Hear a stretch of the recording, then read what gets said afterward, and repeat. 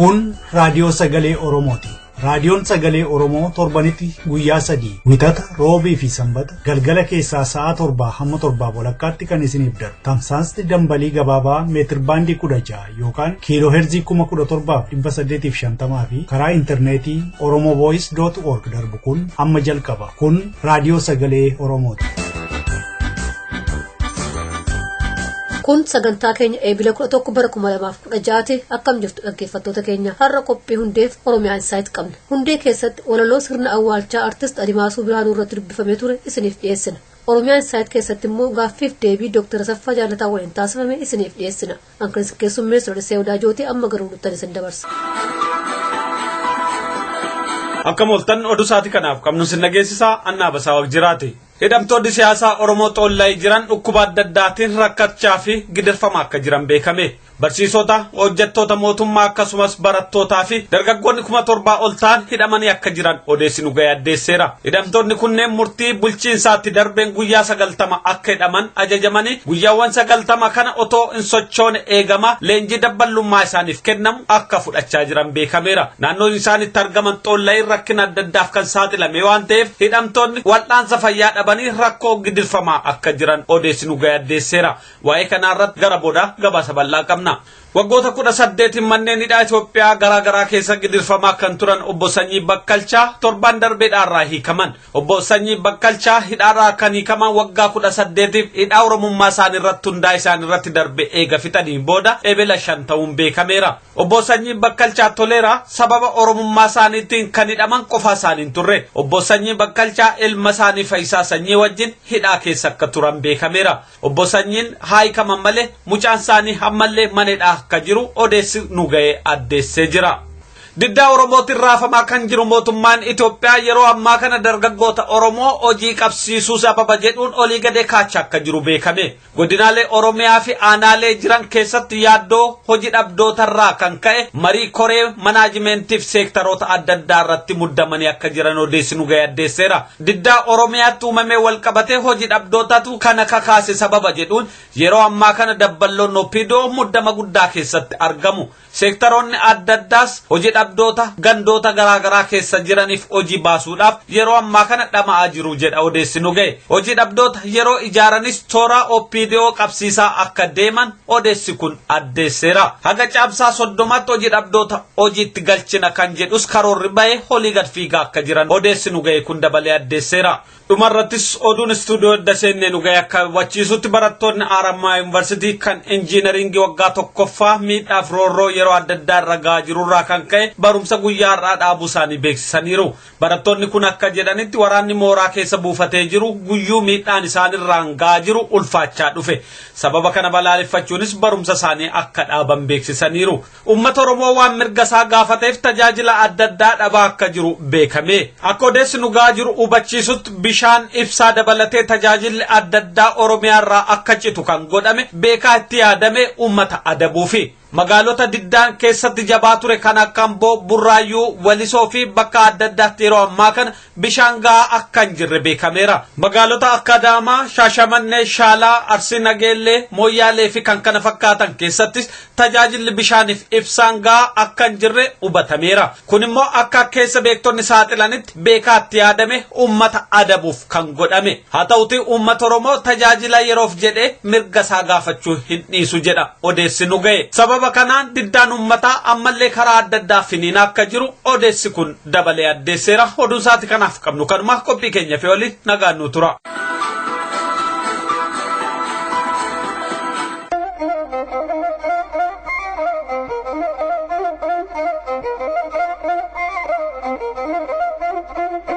Barsiisaa Akililuu Hordofaa baatii bitootessaa keessa humnoota tikaatiin magaalaa Dambidolloo keessaa qabame. Yeroo adda addaatti qabamee hidhamaa fi reebamaa waan tureef barsiisaa Akililuuf hidhaan waan haaraa miti. Haa ta'uti hidhaan ammaa kun waan adda isa godhu qaba jedhu kanneen keessa beekan. Keessa beektonni akka himanitti hidhaan ammaa kun kan godhame waraana mootummaatiin kan raawwatame. Akililuun akka qabame naannoo Dambidolloo haa turuun malee gara boodaa keessa eessa akka geeffame wanti beekamu hin turre. dhiyeenya kana odeessinu ga'e akka ibsutti immoo akiliiluu dabalatee barsiisonni garaagaraa bakka adda addaarraa qabamanii gara xoollaayitti geeffamuu isaaniiti himame. Yeroo ammaatti barsiisonni gara 4,000 ol ta'an xoollaayiif uursoo fi bakka adda addaatti hidhamanii gidirfamaa akka jirantu himama. Isaan keessaa akiliiluu yeroo ammaa kana xoollaayii keessatti argama. Saatii ammaa kanatti xoollaayii keessatti gidirfamaa kan jiran akkuma akiliiluu hidhamtoota Oromoo bakka adda addaarraa walitti qabaman kan lakkoofsi isaanii tilmaaman gara 7,000 ta'u. Hidhamtoonni kunneen yeroo ammaa kanatti nyaata gahaan argatan,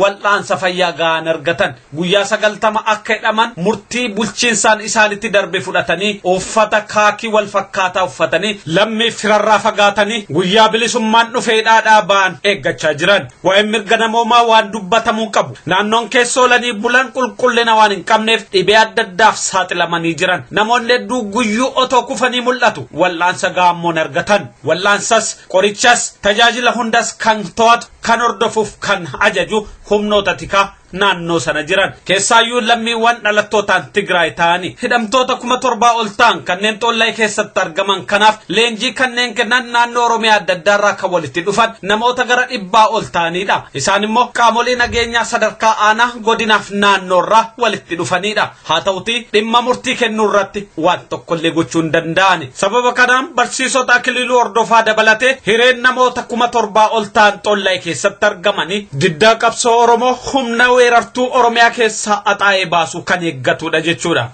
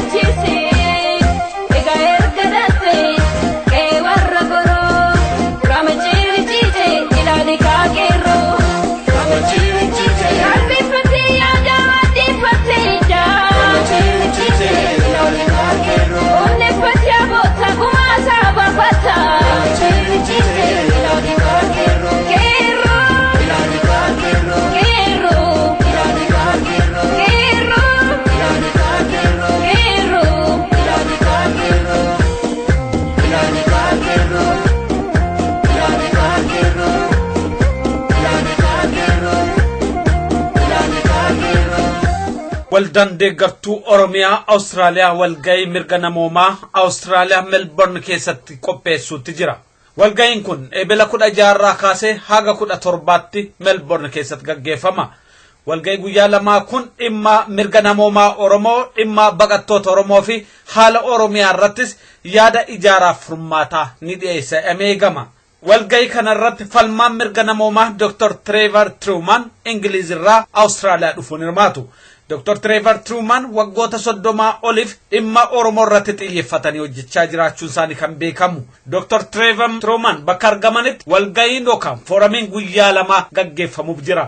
Walga'ii kanarratti hirmaachuudhaan mirgi namoomaa Oromoo akka kabajamuu fi Oromoon nagaa fi tasgabbiin akka jiraatu ga'ee keessan gumaachaa. Waldaa deeggartuu Oromiyaa Awustiraaliyaa.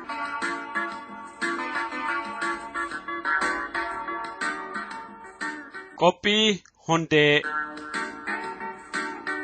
Guyyaa wixataa yookaan dafinoo torbee lamatti gaaf tokko kan dhiyaatu kun qophii hundeeti. Qophii hundee keenya har'aatiin kan isin dhageessifnu walaloo tokkodha. Yaadannoo artistii Oromoo bakka Oromummaa fi afaan Oromoo dubbachuun yakka ta'ee turetti sirnoota darban irraa kaasee hanga sirna amma jiruutti waggaa 37 tajaajilaa ture. Akka tasaatti kan mana isaa qofaa keessatti du'ee argame Artisti Birhaanuu Admaasuudhaaf gaafa reeffi isaa Bataskaana Kaatediraal Finfinnee keessatti awwaalame irratti dargaggoo Lataa Qana'ii aga walaloo yaadannootiif jedhee kan dhiyeesse ture.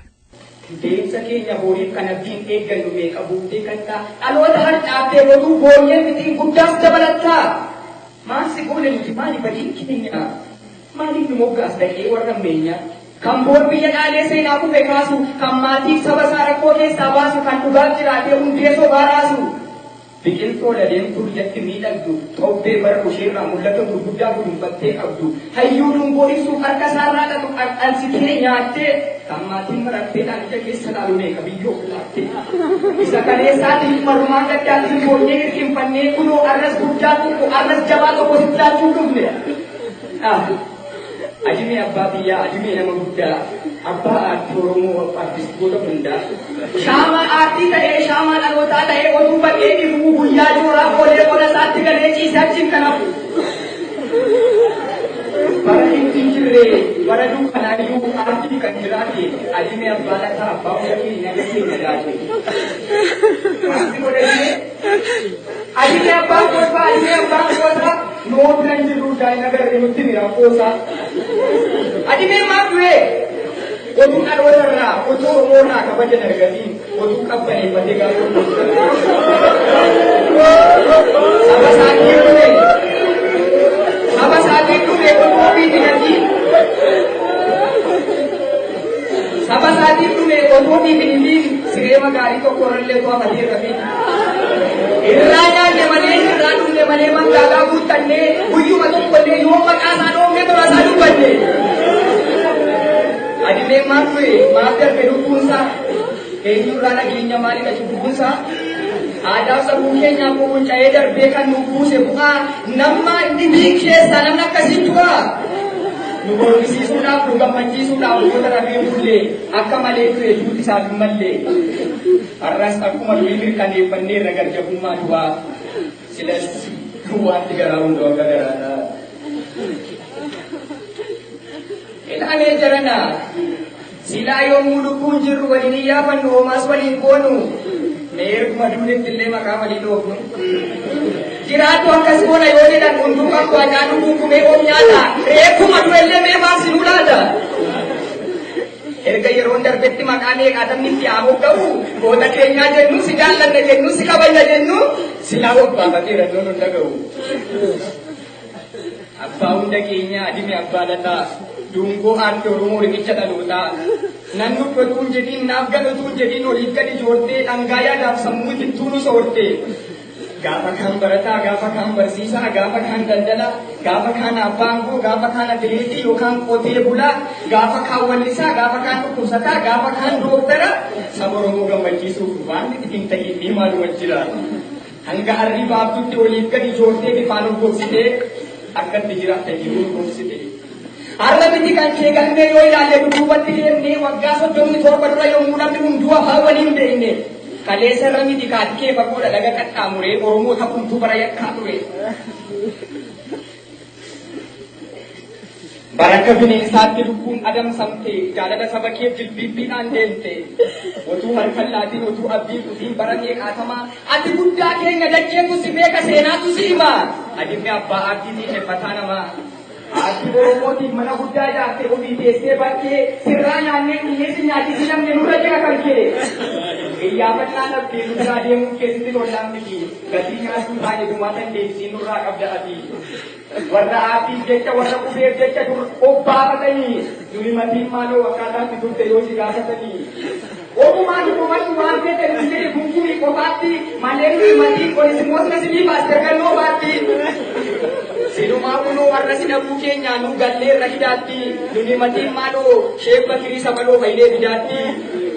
Dhaloon lammaa kuni nan gargaarre jettee odoolitti gadullee naan ijaarre jettee saba bal'aatuun qabuun rakkoo cabe jettee waan guddaa gumaachee qoyyuu dhabe jettee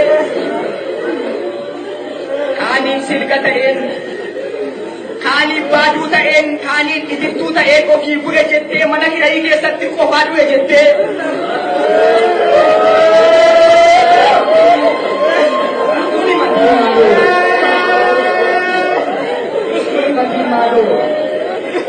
Nuni matiin maaloo kun sanginaa deebiilaan nu qabnu dhiifama siinjennee rotuun qalbii qabnu. Nutti mul'anne malee ati guddaa keenya guddaa hojii guddaa si dhabuun nuuf ammeenya si dhabuun nuuf gaddaa. Egaa maal goonaree akka fedhii keenyaaf akka garaa yoon ta'e mandhee bashannanaa fuullaa aartii tokkotu nu jalaa manca'e. Garuume abbala talaqii atoon duune sagaleen du'aayu takkasitti hin buune lafeen saaboo gogee boosaa moo biyyoodhaan nyaatamee soodhumu namni lammiin jiraate namni seenaaf jiraate du'eeran jedhamu soba baandii kuree itti nyaachuuf cooma lammii isaa biyya isaaf kan hin buufne uumaa utuu lubbuu jiruu kan dhaabiitti du'e nama meeqan deema hidhatee uffatee kan jiraa fakkaatu galgalas ganama sukkuummatee nyaatu kan manni miidhagaa biftisaas bareedaa leemmana fakkaatu garuu galmeen seenaa kan maqaa isaa hin beekne kan maqaa isaa hin dhoofne nama baay'ee jira finnu lakkoofne simboo aartii keenyaa ilaamee abbaa lataa atabbaan dargaggoo atabbaan dhalootaa mana dhuunfaa dhabdee oliin gadi jooruuttis rakkinni siigamu hunda keenya keessaa mana guddaa qabda manni keenya diigamu du'an jedhu kana duuti kana miti waan namarraa eegamu raawwatanii dhufuun amma jireenyaati waggaa 37 seenaa nuuf hojjette seenaa muchaan buune booristi numa jiraan talaqqii atoon duune jirta dachee keenyarra jirtan hunda keessa hin duune takkaallee fookii awwaalle malee seenaa keenya awwaalle bakka namni taa'u bakka si madaalu tarree goototaarraa kabajaan uwwisnee maqaa kee keenyirraa beelaaf rakkinatti nuuf ta'ee irbaataa icciitiif qoosaan kee bara keenya hundumaan wajjin jiraata akkuma kan Taaddasaa Cukkee akkuma kan Loorees Tsaggaayee Gabramadiin Qawweessaafaa hin dhaabu dungoon kee booris darbee ifa dhaloota guddistoota namummaa aartiitti qaattee ungulaaltee qaroomee qaatamoo duuba akka qabdasuu kaatee ilaaltee kunoo har'a wal geenyee siin jennis nagaatti hojii ijaan qabdee moola qaraatti nutu galmaan gaannuyi waadaa seenaati waadaan jijjiiramne itti kun hojii kee rakkannee ciramne walaloo filaamaa wallee baadhaan daddaan uummata barsiisu itti kufa dhaloonni rakkatu sin dhiisu ijaan si arganneellee hanga si jaallannu hanga si kabajnu sitti himuu hin dandeenyu garuu hubadhu bakka guddaa tolbunneef kun si keenyu galatoome jechaa oolmaa nuuf ooltee fi lubbuu kee qawwina qabdinaa dhagartii yaaddoo cunqurfama abiddarraas maqii bakka boqonnaadhaan oltee bultu dhaqii lubbuu keerraa qabu bubbee hamaaf cabbii gatii lafarraa dhabdee siifaalaa turabbii. Dhaggeeffattoota keenya qophii keenya har'aa kanumaan xumurreerra walaloo kana kan dhiyeesse Lataa Qana'iitiinis galatoomi jenneerra torbee lamaan kana immoo dhimma biraa qabannee walitti deebina hangasittuu haalaaf bakka gaarii keessa kan turtan hawwii keenya.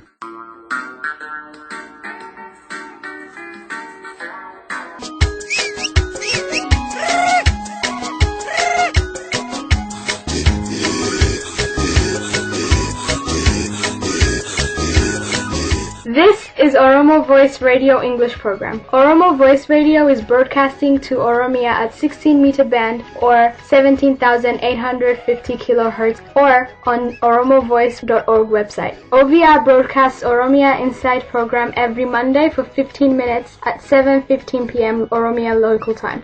Welcome to Oromia Insight program.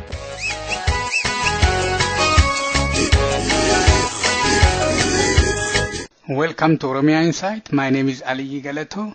This is part 3 interview with Professor Asaffaa Jaalataa about Oromo protest and the impact. Asaffaa Jaalataa is a professor of sociology, global study and Africana study at the University of Tennessee, Knoxville, USA. His teaching in the research expertise focused on the area of Oromo studies, global study, development, international equality, social movement, nationalism, terrorism study, indigenous study, human rights and race and ethnicity. In the last two-part interview, I asked Professor Asaffaa Jaalataa, what is your assessment on Oromo protest so far? How the Ethiopian government holding it together? What has changed as a result of Oromo protest? How Oromo protest will stop and who will stop it? What is the role of Oromo diaspora? How do you assess their performance so far? What are do and don't for Oromo back in Oromia and the Oromo diaspora at this time? What is the position of United Nations, Africa Union, and the USA on Oromo protest?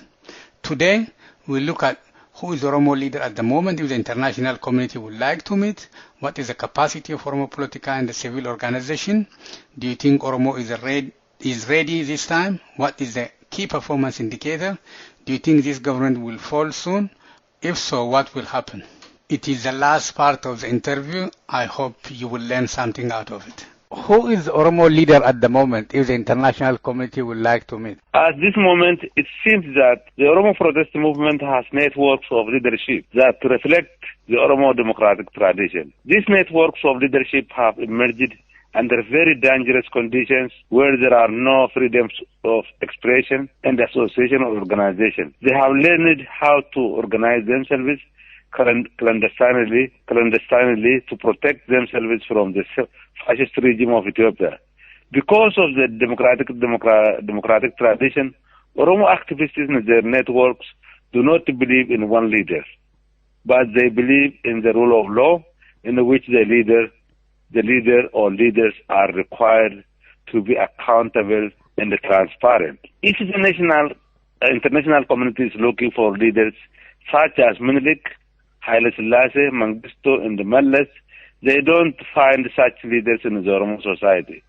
If they want to create such leaders for the Oromo people, they cannot be successful because the Oromo do not believe in the theory of big man. After learning from pseudo-experimentation of socialism and the military regime of Ethiopia, and after pseudo-experimentation of democracy under the TPLF regime, Oromo activists in the Oromo society cannot be cheated or misled by false propaganda of democracy of Western powers and political organizations that are not yet practically tested. If Western powers and political organizations in Ethiopia are truly interested in promoting genuine democracy, security, and sustainable development, they need to support people like the Oromo to develop democracy that reflects their indigenous democratic tradition. Once this position is accepted, it is possible to borrow certain democratic principles from others that can protect human rights and social justice. So it's not easy answer, and they cannot find the kind of leadership that they are looking under which they are going to impose top-down political order. Simply put. What is the capacity of Oromo political and civil organization at the moment? I believe that Oromo activist networks and their leadership in Oromia are demonstrating their networking and organizational capacity. That is why they are mobilizing the entire Oromo society all over Oromia to peacefully protest for more than 4 months. On one level, this victory is very clear. Oromo nationalism or national Oromo has been transformed into a material force. On the other level, there is still the necessity of consolidating Oromo organizational capacity to expel the fascist military and the police forces of the TPLF regime from Oromia and beyond. This is an ongoing political project which requires more sacrifices and resources. The Oromo diaspora community must help in this project by raising and providing funds for impoverished Oromo society. In diaspora, Oromo political organizations are fragmented and their performance is nominal or non-existent. They have failed to do their homework since most of them cannot fulfill the standard of political organization. There is a huge gap between their political ambitions and their practical activities or capacities. My advice to them is to adjust their political ambitions to the political reality in Oromia. These organizations and these Oromo organizations and Ethiopian political organizations wrongly consider the ongoing Oromo protest movement as a leaderless movement. This means that they are wishing to be the future leader of the Oromo society. This is a wrong political miscalculation. One would wish that they should overcome their political illusions before it is too late. No movement emerges without its organic leadership, according to social movement theories. Therefore, if all political organizations in Oromia and diaspora do not practically join the ongoing Oromo national struggle, they cannot assume its leadership position. As the Oromo protest movement is consolidating in Oromia, Oromo civic institutions in diaspora are reorganizing and revitalizing themselves on local, regional, and global levels. Their major weakness is that they only respond to events. In order to overcome these weaknesses, they need to organize their organizational muscle to financially, morally, and diplomatically support the Oromo victims of Tigrayan fascism, and also to raise funds to get prepared to take to ICC those criminals who are terrorizing our people and committing genocide. Furthermore, the Oromo diaspora has moral, national, and historical responsibilities to financially support the Oromo Liberation Army that the Oromos called WOBO. Do you think Oromo is ready this time? What is the KPI, key performance indicator? After the colonization and the incorporation into Ethiopia as colonial subject, starting from November 12, 2015, the Oromo people have demonstrated that they can struggle for their liberation and human rights. For the first time, the Oromo from west to east, from south to north in Oromia are united under the ideology of national Oromoma, and they started to engage in the protest movement to oppose the so-called master plan and the other land-grabbing policies. They are also struggling for the freedom of expression and political organization in order to achieve sovereignty, statehood, and egalitarian democracy. These steps are taken to facilitate Oromo's self-definition and self-discovery in order to engage in a mass movement to liberate themselves from Tigrayan colonialism, its racist and fascist political structures. For the first time after their colonization, the Oromo people have started to collectively struggle to empower themselves by uprooting colonial structures in their country. They totally dismantled what is known as 1-to-5 system in Oromo Tokoshane of spy network in Oromia. Before the emergence of the ongoing protest movement, only Oromo nationalist elements engaged in the liberation struggle, while the Oromo masses were more or less passive. That was why the TPLF regime suppressed the OLF until today. The current protest movement cannot easily overthrow the regime that has been financed and armed by global powers. There must be more steps that are necessary to end the Tigrayan colonialism in Oromia and beyond. There will be more sacrifices in human lives and resources to achieve the objective of the Oromo national struggle. The Oromo must start to further build their organizational capacity to intensify their national struggle. I am sure that if the Oromo struggle continues in its current pace, victory will be closer and inevitable. Let every Oromo contribute what he or she can to keep the flame of Oromo revolution burning and finally turn the Tigrayan state in its political and economic infrastructure into ashes. I have no iota of doubt, sooner or later, the Oromo people will liberate themselves. Therefore, to avoid the pitfalls of winning war and losing battle like Eritrea and Tigray, the Oromo people must start to take theoretical and practical actions toward building a state that will be constructed on the democratic tradition, on the Oromo democratic tradition, and capable of implementing an egalitarian democracy. The network of Oromo activists and their leadership must initiate this process now, and they should not leave this chance to ambitious politicians and technocrats who are ready to be agents of foreign powers to protect their own power and the privilege at the cost of the Oromo masses. That leads me to the last question. Do you think this government will fall soon? If so, what will happen? The Oromo, the largest national group, have started to dig a grave for the TPLF regime, and it is a matter of time when it will be buried in this grave. All national groups that have been colonized, oppressed and demonized by the Tigrayan-led regime must join the Oromo protest movement on the principle of national self-determination and egalitarian multinational democracy. Although it is difficult to precisely predict what will happen after the fall of the Tigrayan regime, I think that the Oromo people can play a leading role in bringing about a fundamental political and economic transformation. The Oromo must play the main political role in Ethiopia and the Horn of Africa. Based on the principle of national determination and egalitarian multinational democracy, the Oromo people must be the foundation of an inclusive democratic state because of their current protest movement, the size of their population, their geographic location, and their democratic tradition. These revolutionary changes will create a new era of peace, sustainable development, equality, security, democracy in Oromia, Ethiopia, and the Horn of Africa. State terrorism and other forms of terrorism, insecurity, perpetual conflict, war, poverty, darkness, and other forms of evil will totally disappear or decrease with the downfall of the Tigrayan fascist regime. And the Oromo people must be ready to be the leader and to bring new hope to Oromia, to Ethiopia, and the Horn of Africa. Thank you for the interview, this interesting interview. Thank you, Professor, for insight about Oromo protest and the impact. Thank you very much. We will come back and discuss in the near future. Thank you again, Ali.